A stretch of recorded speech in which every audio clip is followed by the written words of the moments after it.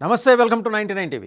FCRA foreign contribution regulation act ఇవాళ దీని మీద ఎందుకంత విస్తారంగా చర్చ జరుగుతుంది. ఇప్పటికీ ఆ యాక్ట్ పుట్టినప్పటి నుంచి 1976లో ఇప్పటికి 4 సార్లు అమెండ్ చేశారు. 2011 నుంచి చూస్తే 3 సార్లు అయింది. ఇవాళ చేసిన అమెండ్మెంట్కి వస్తున్న అభ్యంతరాలు ఏంటి? ప్రతిపక్షాలు ఎందుకు గొంతు చించుకుంటున్నాయి? ఎక్కడో అమెరికాలో రిపబ్లికన్లు డెమోక్రట్లు పచ్చగడ్డేస్తే బగ్గుమంటుంది. వాళ్ళిద్దరూ కలిసి వాళ్ళ కాంగ్రెస్లో గొడవ చేస్తున్నారు. మన దేశంలో చట్టం చేసుకుని దానికి ఏదో అమెండ్మెంట్ చేసుకుంటే వాళ్ళకి వచ్చిన నష్టం ఏంటో, వాళ్ళకి వచ్చిన కడుపు నొప్పి ఏంటో అర్థం కావట్లా. అండ్ రెండోది, అసలు ఎఫ్సిఆర్ఏ ఏంటి, చట్టం ఏం చెప్పింది, 76లో పెట్టినప్పుడు దాంట్లో పొందుపరిచిన అంశాలు ఏంటి, తర్వాత వరుస క్రమంలో దాంట్లో అదనంగా చేరుస్తూ వచ్చిన అంశాలేంటి, వీటి మీద సమగ్ర విశ్లేషణ చేయడానికి మనతో ఉన్నారు geo political affairs expert senior journalist Suresh Kochatla garu. Suresh గారు నమస్తే. 76 నుంచి చూద్దాం సార్, అది మిసెస్ గాంధీ ఉన్న సమయంలో అనుకుంటాను. అండ్ ఇన్ఫ్యాక్ట్ ఆమె డౌట్ వచ్చింది, ఇదేదో వస్తున్నాయి ఈ ఫండ్స్, ఇక్కడ వీళ్ళేదో వేరే మతలబు ఉంది, దేనికోసం మళ్ళిస్తున్నారని. ఎంతో కొంత చిత్తశుద్ధితో ఆవిడ చేశారు, ప్రయత్నం చేశారు. సబ్సిక్వెంట్గా జరుగుతున్న డెవలప్మెంట్స్ని ఆ సబ్సిక్వెంట్ గవర్నమెంట్స్, మిసెస్ గాంధీ తర్వాత వచ్చిన గవర్నమెంట్స్ ఎలా అడ్రస్ చేశాయి? ఇది మీరు చెప్పినట్లనే ఇది ఫస్ట్ 1976లో ఫారిన్ కాంట్రిబ్యూషన్ రెగ్యులేషన్ యాక్ట్ తీసుకొచ్చారు. బయట నుంచి డబ్బులు వస్తూనే ఉంటుంది. డబ్బులు వచ్చిన తర్వాత దాన్ని ఎట్లా వాడుకుంటున్నారు, దేనికి వాడుకుంటున్నారు. నేను చర్చ్ కడతా అని చెప్పి డబ్బు తీసుకొచ్చి చర్చ్లో బయట నుంచి 10 కోట్లు తెచ్చుకుంటే 5 కోట్లు ఖర్చు చేసి మిగతా 5 కోట్లు మీ ఇల్లు కట్టుకుంటారు, 2 మర్సిడీస్ బెన్ కొనుక్కుంటారు, మిగతా దానికి ఖర్చులు చేసుకుంటారు, ఫారిన్ హాలిడేకి వెళ్తారు. కాదు, చర్చ్ కట్టడానికి కదా 10 కోట్లు తీసుకుని మళ్ళీ 10 కోట్లు దానికే ఖర్చు పెట్టాలి, మిగతా దానికి కాదు. ఇది ప్రాబ్లం. ఇవాళంటే చాలా సంవత్సరాల దాకా మనం ఈ ప్రశ్నలు అడగలేదు.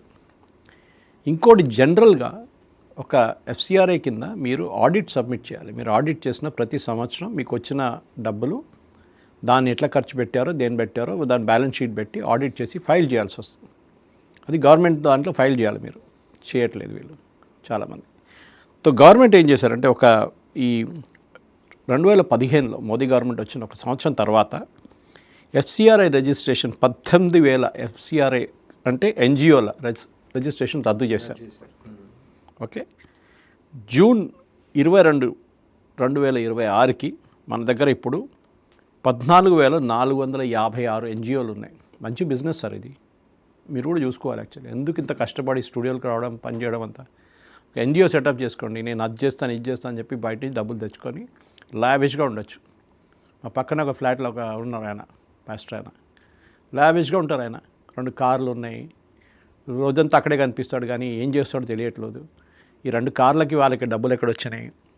సండే రోజు పాటలు పాడతారు, మొత్తం టీం వస్తుంది అక్కడ, which is illegal as per law. Residential ఏరియాలో మీరు పెట్టకూడదు. ఎనీవే ఇదంతా చేస్తారు. ఇట్లాంటివి మొన్న ఒక పాస్టర్ని పట్టుకున్నారు, మీరు గుర్తుంటుంది, 2 కోట్లు దొరికిందంటాడు. 2 కోట్లు ఆలోచించండి. వీళ్ళ లైఫ్ అంటే ఏం చేయకుండా చాలామంది 99% మన దేశంలో ఉన్న యంగ్స్టర్స్ కానీ ఎవరైనా కానీ కష్టపడి పనిచేస్తారు పొద్దున్న సాయంత్రం దాకా. నేను కూడా చేస్తాను. ఇది ఏం చేయకుండా మత ప్రచారం చేస్తాను, అక్కడ అష్యూరెన్స్ ఇస్తారు. అమెరికాలో ప్రతి పాస్టర్కి ఒక టార్గెట్ ఉంటుంది, 1000 మందిని కన్వర్ట్ చేయాలి, 500 మందిని కన్వర్ట్ చేయాలి. కన్వర్ట్ చేస్తే నీకు ఇది, కానీ దానికన్నా ఎక్కువ చేస్తే నీకు bonus.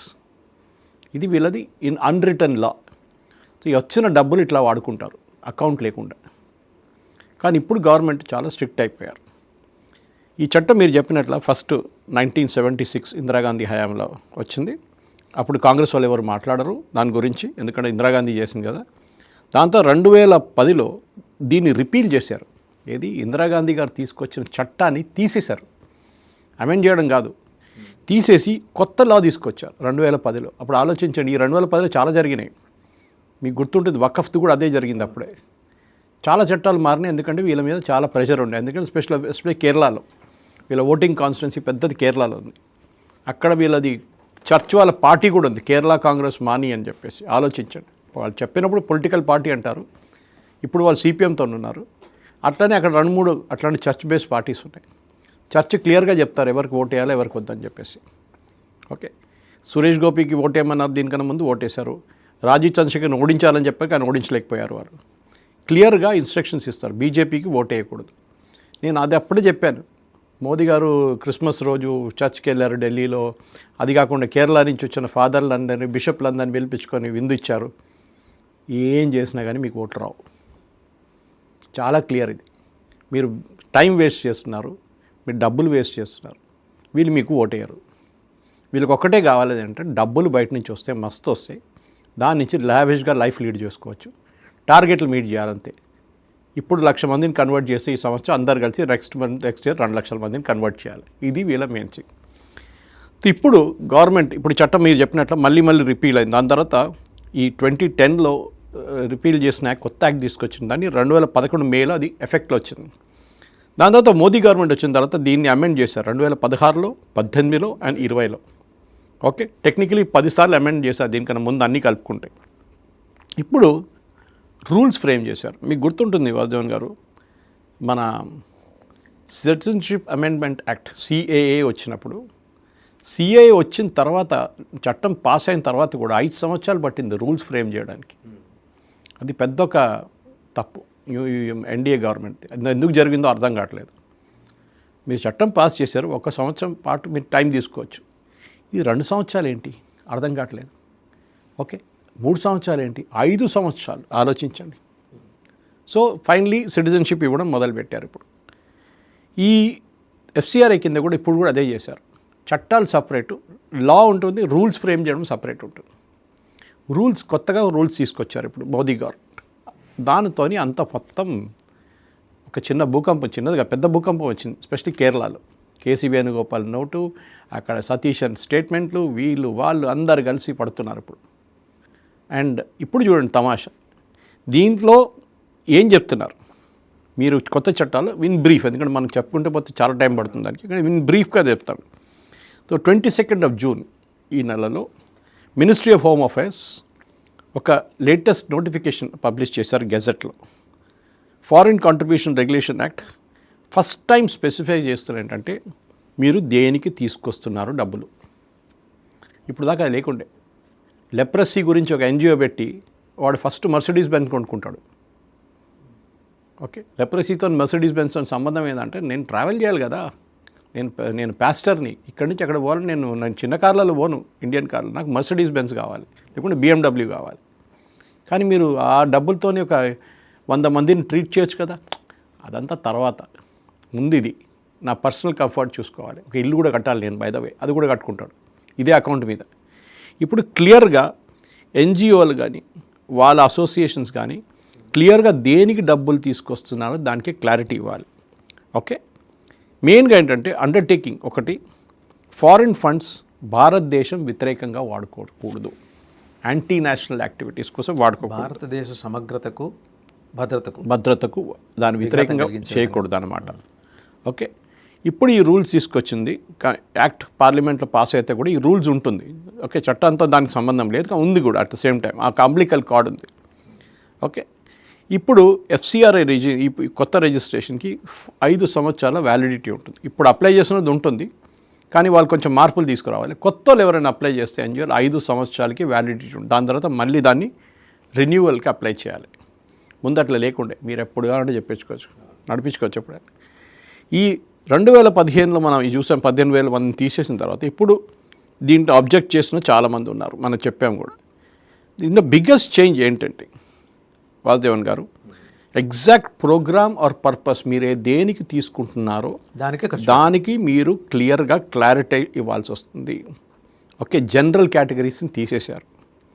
Okay, 5 main categories: social, educational, religious, economic and cultural. ఈ 5 హెడ్ కిందనే మీరు డబ్బులు తీసుకోవచ్చు. రిలీజియస్, మీకు ఒక చర్చ్ కట్టాలి, మీకు ఒక మస్జిద్ కట్టాలి, ఈవెన్ గుడి కట్టడానికి బయట నుంచి డబ్బులు తీసుకురావచ్చు మీరు. ఓకే, తీసుకొచ్చారా, దానికే వాడాలి. అక్కడ నేను చెప్పినట్ల దాని పక్కన నేను ఒక పెద్ద ఇల్లు కట్టుకుంటాను, ఒక బంగ్లా కట్టుకుంటాను. ఎందుకు? నేను అక్కడ పాస్టర్, ఆ చర్చ్ పాస్టర్, లేకుంటే ఆ చర్చ్ ఫాదర్ నేను. అరే, చర్చ్ కోసం డబ్బులు తీసుకొచ్చారు, దానికి వాడుకోవాలి, మిగతా దానికి కాదు.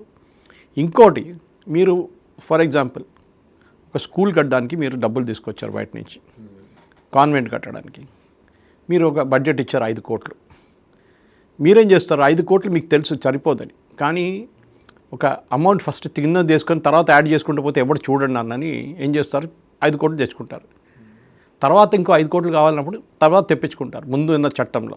ఇప్పుడు గవర్నమెంట్ అంటున్నారు గ్రేట్, ముందు 5 కోట్లు తీసుకున్నారు కదా, అట్లీస్ట్ బునాది వేయండి, ముందు గోడలు కట్టండి, రూఫ్ వేయండి, మొత్తం స్కూల్ కట్టలేకపోతారు కానీ 75% మా డబ్బులు వాడండి ముందు. అది వాడిన తర్వాతనే మిగతా డబ్బులు తెచ్చుకోవాలి.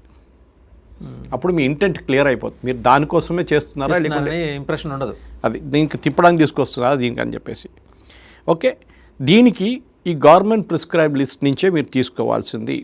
అది కాకుండా మీరు ఏ స్టేట్ ఏ యూనియన్ టెరిటరీలో వాడుతున్నారో ఆ డీటెయిల్స్ కూడా మీరు ఇవ్వాల్సి వస్తుంది. ముందు ఇట్లా లేకుండే రిజిస్ట్రేషన్ కేరళలో ఉంటుంది, వాడు పనిచేసే నాగాలాండ్లో ఉంటుంది.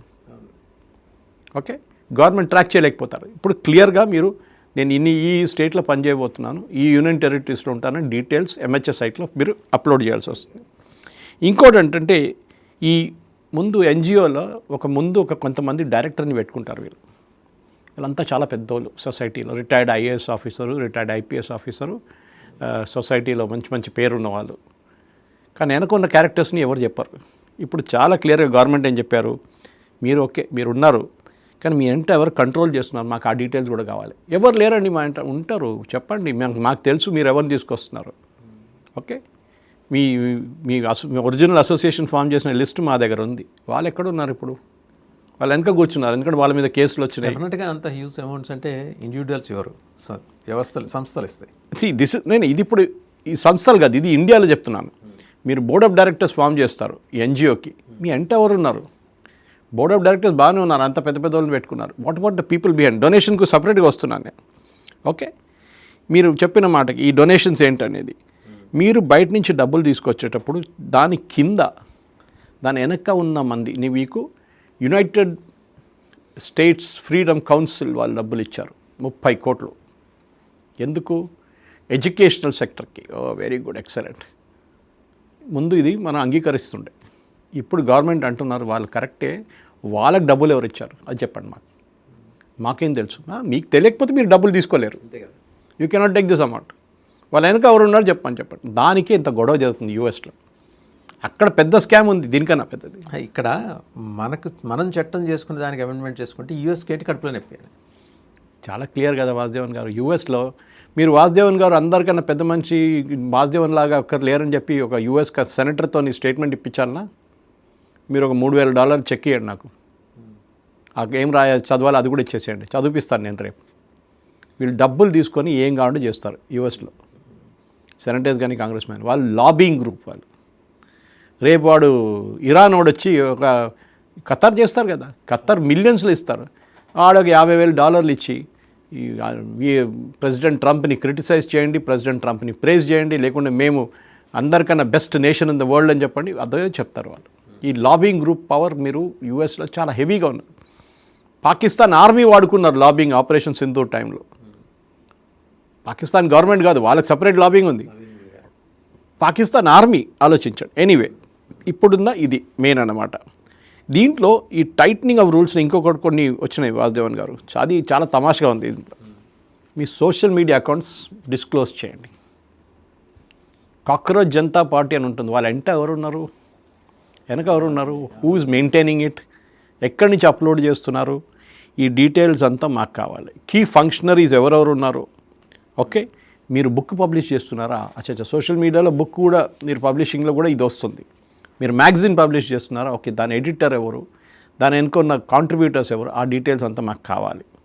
ఓకే, న్యూస్ పేపర్ ఆర్టికల్ రాశారా, వెరీ గుడ్, ఎవరు రాశారు ఆర్టికల్ అది. ఇప్పుడు ఈ వైర్, క్వింట్, స్క్రాల్ వీళ్ళందరూ బయట నుంచి డబ్బులు తెచ్చుకుంటారు, కోట్లు వస్తాయి వాళ్ళకి. 50 కోట్లు 60 కోట్ల సంవత్సరానికి వస్తుంది. న్యూస్ మినిట్ ఇట్లాంటి ఆర్గనైజేషన్స్కి. ఎవరు సార్? సోరసే కదా. Soros China heavy investment. Global times identify అండి చైనా. వాళ్ళకి తెలుసు, వాళ్ళకి మిమ్మల్ని కొనలేకపోతే ఇంకోటి ఉంటాడు రెడీగా అమ్ముకోవడానికి. వాడికి ఏం కావాలి, నెలకు ఒక 10 లక్షలు ఇస్తే చాలు, 5 లక్షలు ఇస్తే హ్యాపీ. వాడు మన దేశాన్ని అమ్మేసుకుంటాడు. మన వాళ్ళు చాలామంది ఉన్నారు అట్లాంటి వాళ్ళు. ఎథిక్స్ అనేది లేదు కదా మన ఫీల్డ్లో, పోయింది ఎప్పుడో పోయింది ఎథిక్స్. ఓకే, సో ఇదొకటి. సో మీరు అదంతా డీటెయిల్స్ ఇవ్వాలి. సో మీ సోషల్ మీడియా అకౌంట్స్, మీ వెబ్సైట్స్, దాని వెనక ఎవరు ఉన్నారు, అసోసియేషన్ ఏంటి, కీ ఫంక్షన్స్ ఎవరు, మొత్తం డీటెయిల్స్ ఇవ్వాలి వస్తుంది. సో సిద్ధార్థ్ వరదరాజుని వెనక కూర్చొని వైర్లో గేమ్లు ఆడుతున్నాడు, ముందుకు రాడు, ముందుకు అంతా పేరు ఇంకా ఎవరినో పెట్టుకుంటాడు. Now you have to disclose who is there behind you also. Okay, ఇదొకటి. మళ్ళీ మీరు ఈ రూల్స్ చట్టం ప్రకారం మీరు పొలిటికల్ అండ్ ఐడియాలజికల్ కంటెంట్ గురించి టైటన్ చేశారు. స్లోగా వీళ్ళేం చెప్తారంటే స్కూల్లో నేర్పిస్తున్నప్పుడు, కాలేజీలో నేర్పిస్తున్నప్పుడు, లేకుంటే మీరు అసోసియేషన్ మీటింగ్ పెట్టినప్పుడు భారతదేశంలో మీరు సెక్యులర్ పార్టీలకే ఓట్ వేయాలి అంటారు. ఇప్పుడు if you are an NGO and if conducting the meeting ఈ వర్డ్స్ మీరు యూజ్ చేయకూడదు. ఓకే, చాలా క్లియర్. రాజకీయాన్ని, రాజకీయ భావజాలాన్ని ప్రయోగించకూడదు. ఓకే, చాలా క్లియర్. దీంట్లో educational program must be non political. JNU లాగా చేయకూడదు. ఎడ్యుకేషనల్ ప్రోగ్రామ్ పెడతారు వీళ్ళు. Seminar, 1 full day seminar on NCERT text books and how communal elements are trying to put their content into it. ఒక seminar పెడతారు వీళ్ళు. చాలా నడుస్తుంటాయి సిటీలో. దానికి 10 లక్షల రూపాయలు ఇస్తారు మీకు ఒక ఎన్జిఓ వాళ్ళు. వాళ్ళ ఎజెండా ఉంటుంది దీంట్లో. ఏంటి, మోదీని క్రిటిసైజ్ చేయండి, ధర్మేంద్ర ప్రధాన్ రాజీనామా అడగండి, ఇదన్నీ చేస్తారు వీళ్ళు. ఓకే, సో దీంట్లో చాలా క్లియర్గా వాసుదేవన్ గారు ఈ కల్చరల్ యాక్టివిటీస్ మస్ట్ ఎక్స్క్లూడ్, మీరు కల్చరల్ చేశారనుకోండి, మట్ ఎక్స్క్లూడ్ ఐడియాలజికల్ కంటెంట్. మీరు ఒక డ్యాన్స్ పెట్టారు, ఒక డ్రామా పెట్టారు, ఒక సినిమా తీస్తున్నారు, దాంట్లో మీరు మెల్లగా దూరి సనాతన ధర్మాన్ని తిట్టడాను అది చేయడానికి మీకు అధికారం లేదు. ఓకే, వెరీ క్లియర్ అన్నమాట దానికి. So most important, all religious and religious activities are all. ఎందుకంటే మన చట్ట ప్రకారం మనకి we can practice propagate religion also. కానీ సుప్రీంకోర్టు చాలా క్లియర్గా చెప్పారు, ప్రొపగేట్ చేయొచ్చు, మీరు మీ రిలీజన్ని మీరు ఎట్లా కావాలంటే అట్లా మీరు you can follow it, but you cannot convert people. అది మార్పిడి వేరు. You cannot convert. మీరు ఈ డబ్బులు తీసుకొని అక్కడ వెళ్ళి మన దగ్గర ఉన్న పన్వెన్షన్ని, మన దగ్గర ఉన్న కొంతమంది వాచ్మ్యాన్ని, వీళ్ళందరినీ కన్వర్ట్ చేసుకుంటారు వీళ్ళు. ఓకే, రైస్ బ్యాగ్ కన్వర్ట్స్ అంటారు వీళ్ళని. ఏంటి, ముందు అంటారు మీ పిల్లలు ఏం చేస్తున్నారమ్మా, స్కూల్కి వెళ్తున్నారా, ఎంత ఫీజు కడుతున్నారు, 40,000. అరే మా దగ్గరికి రండి, మా స్కూల్లో ఫ్రీ, మా కాన్వెంట్ స్కూల్లో. ఓకే, నెక్స్ట్, ఎక్కడ మీ పిల్లలు కాలేజ్లోనా, మా కాలేజ్లో ఫ్రీ. మీకు హెల్త్ ప్రాబ్లం ఉందా, ఏమని సర్జరీ చేయాలన్నా, మా హాస్పిటల్లో ఉంది, ఫ్రీ. కన్వర్ట్ చేసుకుంటారు వాళ్ళు స్లోలీ. వాడు ఫ్రీగా ఇచ్చాడు దానికోసమే కదా. తర్వాత అంటాడు మీరు చర్చ్కి వస్తే మీకు రైస్ ఇస్తాం, బియ్యం ఇస్తాం, బస్తా బియ్యం ఇస్తాం, లేకుంటే డబ్బులు ఇస్తాం.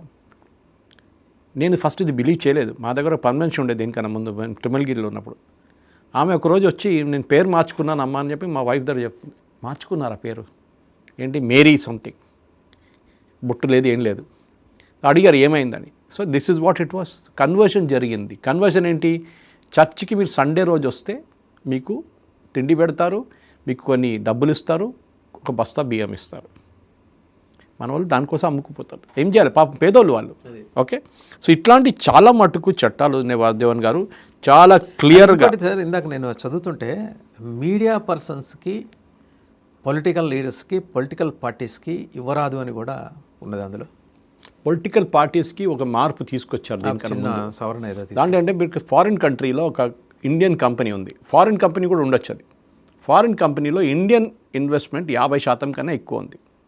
ఫర్ ఎగ్జాంపుల్ మన దగ్గర టాటా వాళ్ళది ఉంది. ఓకే, మన దగ్గర వేదాంత గ్రూప్ వాళ్ళ కంపెనీలు ఉంటాయి బయట.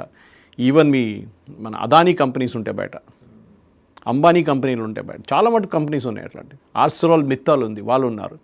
దీంట్లో ఈ కంపెనీల్లో 50% కన్నా ఎక్కువ ఇండియన్ పెట్టుబడి ఉంటే వాళ్ళు డొనేట్ చేయొచ్చు మన పొలిటికల్ పార్టీకి బయట నుంచి.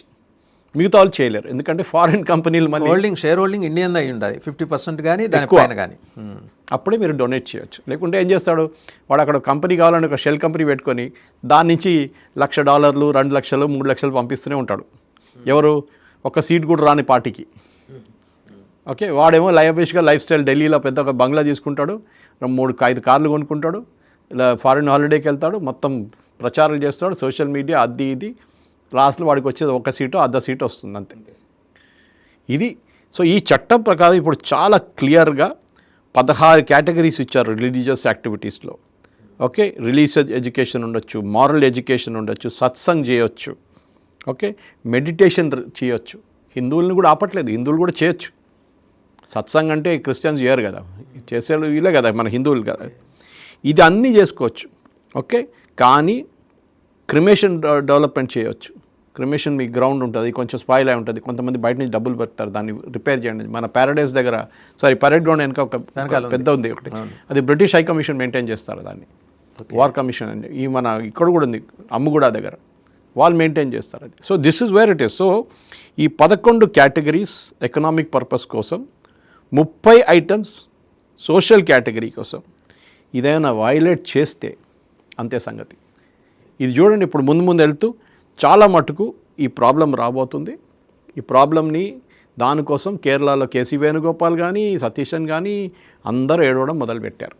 వాళ్ళ దగ్గర అడగండి మీకు ప్రాబ్లం ఏముంది, అరే దీంట్లో అసెట్స్, ఇంకోటి చాలా ఇంపార్టెంట్, దానికే వాళ్ళు ఏడుస్తున్నారు. కొంతమంది ఏం చేస్తారు వాసుదేవన్ గారు, ఒక ఎన్జిఓ సెటప్ చేస్తారు, 4 సంవత్సరాల తర్వాత ఎన్జిఓ బంద్ చేసేస్తారు. అయిపోయింది కదా, మీరు పెద్ద ఇల్లు కట్టుకున్నారు, చర్చ్ కట్టుకున్నారు, అన్నీ చేశారు. వీడు ఎన్జిఓ క్లోజ్ చేసే ముందు ఏం చేస్తాడంటే ద ల్యాండ్ అంతా అమ్మేస్తాడు, ల్యాండ్ బిల్డింగ్లు కార్లు అన్నీ అమ్మేసుకొని పాకెట్లు వేసుకుంటాడు డబ్బులన్నీ.